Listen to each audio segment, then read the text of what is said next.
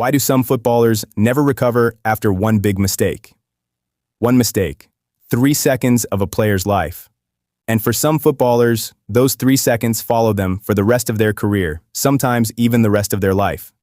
A missed penalty, an own goal, a defensive error in a final, and suddenly a player who was brilliant for years starts to disappear from the game entirely. Meanwhile, another player makes the exact same kind of mistake, and a year later, nobody even remembers it happened. So what's the real difference between these two players? Is it talent? Is it luck? Or is something much deeper going on inside their heads that decides who bounces back and who never does?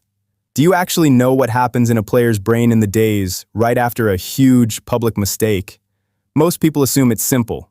Tough players move on, weak players don't. But here's the thing. That explanation is almost completely wrong, and it's actually one of the most damaging myths in football. Let's start with what really happens after that one moment.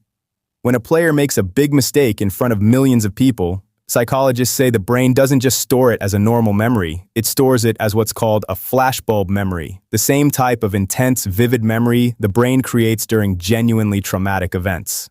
This means the mistake doesn't just get remembered, it gets replayed over and over in extreme detail, often without the player even choosing to think about it. Here's what most fans never realize.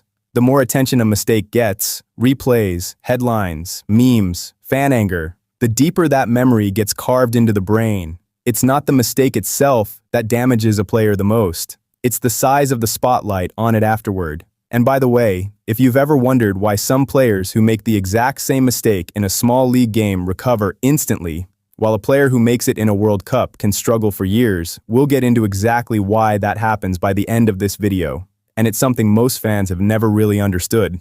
Now here's something even more surprising. The real danger isn't the mistake itself. It's what happens inside a player's head the very next time they're in a similar situation. Sports psychologists call this fear of recurrence.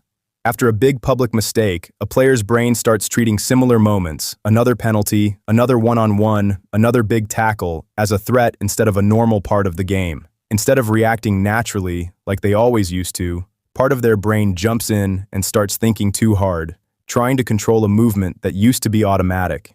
And we've talked about this before. When a trained skill gets overloaded with conscious thought, performance usually gets worse, not better. This creates a painful cycle. The player becomes anxious about repeating the mistake. That anxiety makes a second mistake more likely. And if that second mistake happens, the fear becomes even stronger. Some players get stuck in this loop for months. A small number never fully escape it. And hey, if this is completely changing how you see players who struggle after a big error, smash that like button and subscribe.